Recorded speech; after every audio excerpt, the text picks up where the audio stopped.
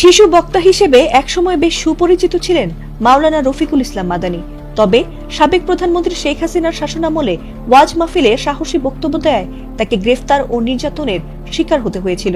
এরপর দীর্ঘদিন তেমন আলোচনায় না থাকলেও হঠাৎ তিনি জানিয়েছেন যে তিনি কন্যা সন্তানের বাবা হয়েছেন। তবে একই সঙ্গে তিনি দ্বিতীয় বিয়েও করেছেন, আর সে কারণে মিষ্টি খেয়ে উল্লাসও করেছিলেন তিনি। আর সেই ভিডিও দ্রুতই ভাইরাল হলে নিন্দার ঝড় ওঠে সামাজিক মাধ্যমগুলোতে। আর সেই আগুনে ঘি ঢেলে মাদানীকে এবার নিজের শ্বশুর বলে দাবি করলেন নয় বিয়ে করা মুফতি মামুনুর রশিদ কাশেমি। উভয় স্ত্রীর মাঝে ইনসাফ করবেন এবং যখনই দেশে আসবেন। বুধবার এক ফেসবুক স্ট্যাটাসে মাদানী তার দ্বিতীয় বিয়ের কারণ খোলাসা করে লিখেছেন তিনি গুনাহ থেকে বাঁচতে শরীয়ত মোতাবেক বিয়েটা করেছেন। তিনি লিখেছেন, আল্লাহর ভয় এবং গুনাহ থেকে বাঁচতে নিজের জীবনের এই কঠিন সিদ্ধান্ত তিনি নিয়েছেন। তিনি দ্বিতীয় বিয়ের মাধ্যমে আল্লাহর বিধানকে আঁকড়ে ধরতে চেয়েছেন বলেও জানিয়েছেন। জানাইতে হবে বিয়ে করছি দুইটা তিনটা চারটা করছি না। তবে প্রথম স্ত্রীর সন্তান জন্মের দিন তার অসুস্থতা সত্ত্বেও তার সেবা না করে আর ধৈর্য না ধরে দ্বিতীয় বিয়েকে প্রকাশে এনে মিষ্টি খাওয়ায় নেটিজেনদের তীব্র সমালোচনার মুখে পড়েন তিনি। আর সেই সমালোচনার আগুনে ঘি ঢেলে মাদানীর বিয়েকে সমর্থন দিয়ে তাকে নিজের শ্বশুর বলে দাবি করে বসলেন শরিয়া ভিত্তিক আইডিয়াল ম্যারেজ ব্যুরো ও কনসালটেন্টের প্রতিষ্ঠাতা মুফতি মামুনুর রশিদ কাশেমি, যিনি ইতিপূর্বে তার করা 9টি বিয়ের জন্য সমালোচিত হয়েছিলেন। কাশেমি কেন মাদানীকে তার শ্বশুর বললেন সেই বিষয়টি খোলাসা করেছেন এক ফেসবুক পোস্টে। তিনি লিখেছেন, ইমামউদ্দিন সাহেব তিনি আমার বড় চাচার জামাই, তিনি আমার দুলাভাই। তার দ্বিতীয় স্ত্রীর মেয়ের সঙ্গে আমার বিয়ে হয়, তাই তিনি আমার শ্বশুর। তার বড় স্ত্রীর বড় ছেলে আমার দ্বিতীয় স্ত্রীর বোন বিয়ে করেছে, তাই তিনি আমার তালই। আর রফিকুল ইসলাম মাদানী সাহেব মাসনা হিসেবে বিবাহ করেছেন হাফিজ ইমামউদ্দিন সাহেবের চতুর্থ স্ত্রীর ছোট বোনকে। সে হিসেবে তারা দুজনই এখন আমার ভাইরা ভাই। বলতে গেলে অবশেষে মাদানী ভাইও আমার শ্বশুর হয়ে গেলেন।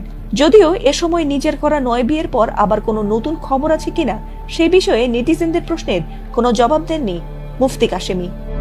রফিকুল ইসলাম মাদানী সাহেব তিনি দ্বিতীয় বিবাহ করেছেন তার স্ত্রী অন্তঃসত্ত্বা। অর্থাৎ একজন স্ত্রী যখন অন্তঃসত্ত্বা থাকেন তাকে তালাক দেওয়ার ব্যাপারে ইসলামী শরিয়াতে নিষেধ আছে, এবং তালাক দিয়ে ফেললেও সেই তালাকটা তার স্ত্রী অন্তঃসত্ত্বা থাকা অবস্থায় কার্যকর হবে না।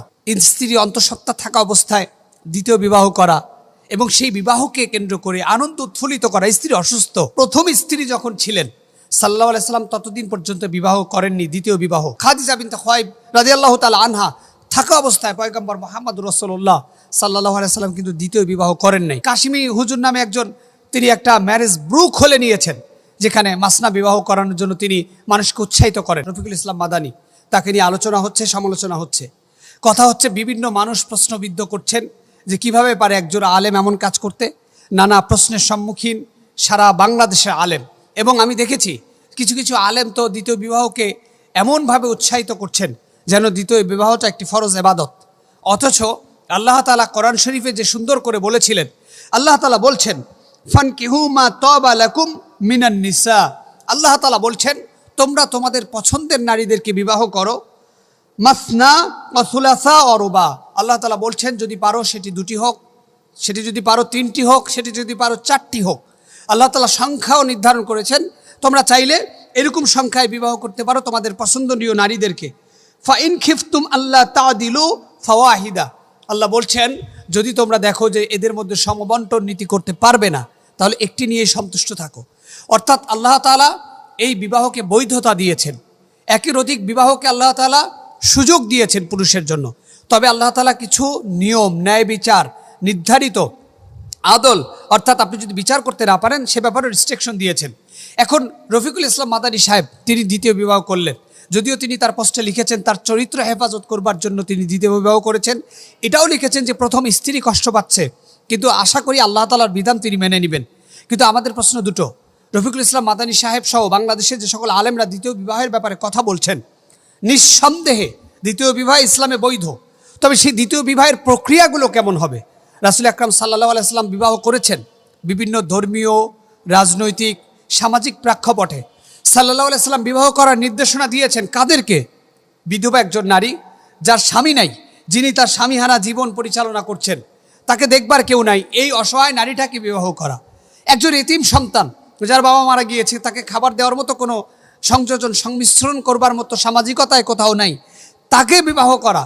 এমন একজন নারী যিনি অসহায় দুর্বল, যার প্রতি সবলরা জুলুম করছেন, তাকে বিবাহ করা, এই যে কয়েকটি সিস্টেম সাল্লাল্লাহু সাল্লামের সুন্নাহ, সেই জায়গাটাতে আমরা কোথায় আছি?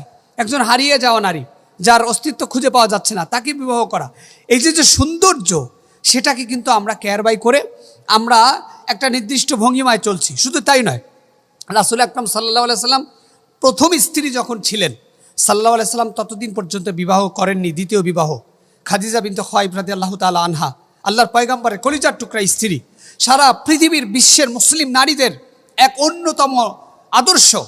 তিনি ইসলামের এক অনন্যতম মহানায়িকা, যিনি ইসলামের জন্য সব কিছু করেছেন। সে আম্মাজান খাদিজা বিনতে খুয়াইব রাদিয়াল্লাহু তাআলা আনহা থাকা অবস্থায় পয়গম্বর মুহাম্মদুর রাসূলুল্লাহ সাল্লাল্লাহু আলাইহি সাল্লাম কিন্তু দ্বিতীয় বিবাহ করেন নাই।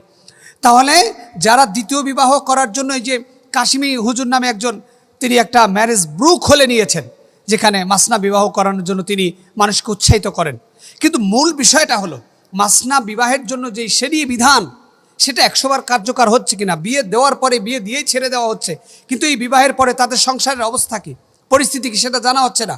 ইভেন রফিকুল ইসলাম মাদানী সাহেব, অর্থাৎ যাকে নিয়ে আজকে আলোচনা হচ্ছে, সেই রফিকুল ইসলাম মাদানী সাহেব তিনি দ্বিতীয় বিবাহ করেছেন। তার স্ত্রী অন্তঃসত্ত্বা, অর্থাৎ একজন স্ত্রী যখন অন্তঃসত্ত্বা থাকেন, তাকে তালাক দেওয়ার ব্যাপারে ইসলামী শরিয়াতে নিষেধ আছে, এবং তালাক দিয়ে ফেললো সেই তালাকটা তার স্ত্রী অন্তঃসত্ত্বা থাকা অবস্থায় কার্যকর হবে না, এমন শরীয়ী বিধান।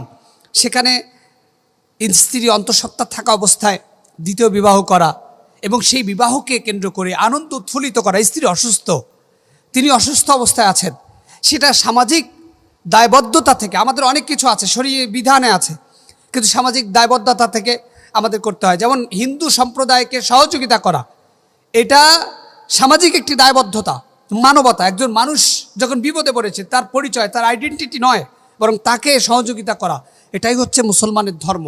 অথচ সেই মুসলমান যখন এমন কিছু কার্যক্রম করছে, যে কার্যক্রমে সারা দেখুন মাহফিলে আলোচনা হচ্ছে, অ্যাভেলেবেল আলোচনা হচ্ছে, মানুষ কথা বলছে দ্বিতীয় বিবাহ করতে হবে, তৃতীয় বিবাহ করতে হবে, সেই সাথে এই বিষয়গুলো সংযোজন করে দেন যে দ্বিতীয় বিবাহ করা, প্রথম স্ত্রী থাকতে দ্বিতীয় বিবাহ করা যাবে না, বা করা যাবে, তবে প্রথম স্ত্রী থাকতে দ্বিতীয় বিবাহ না করাটা সুন্নত, এবং দ্বিতীয় বিবাহ কাদেরকে করব, এই বিষয়গুলো উপস্থাপন করেন।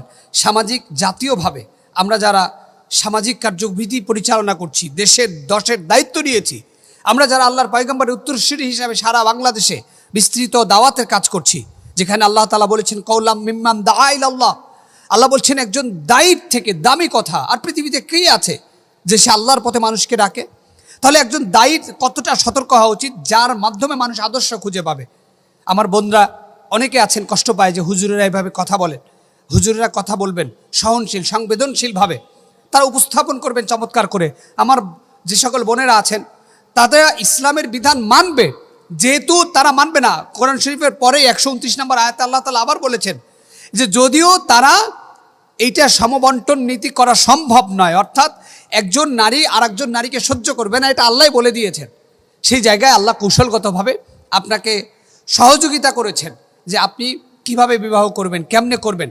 তো রফিকুল ইসলাম মাদানী সাহেব তিনি এই যে আনন্দ করা, প্রেগনেন্ট স্ত্রী, অন্তঃসত্ত্বা স্ত্রীকে রেখে তিনি আবার বিবাহ করা, এই মুহূর্তে অন্তত এটা সামাজিক দায়বদ্ধতার প্রশ্নবিদ্ধতা থেকে যায়, মানবতার প্রশ্নবিদ্ধ থেকে যায়। এবং আমরা যারা মানুষ হিসাবে নিজেদেরকে উপস্থাপন করছি, একজন পুরুষ তার স্ত্রীকে হৃদয় ভরে ভালোবাসবে, তাকে হৃদয় ভরে আবেগে আপ্লুত করে তাকে বুকের চাদরে আগলে রাখবে। একজন পুরুষ তার স্ত্রীকে এক আবদ্ধ চাদরের মতো তার সাথে জড়িয়ে রাখবে এবং স্ত্রীকে নিয়ে জান্নাতে যাবে। একজন পুরুষের স্বপ্নবাজ শ্রেষ্ঠত্ব এমন হওয়া দরকার।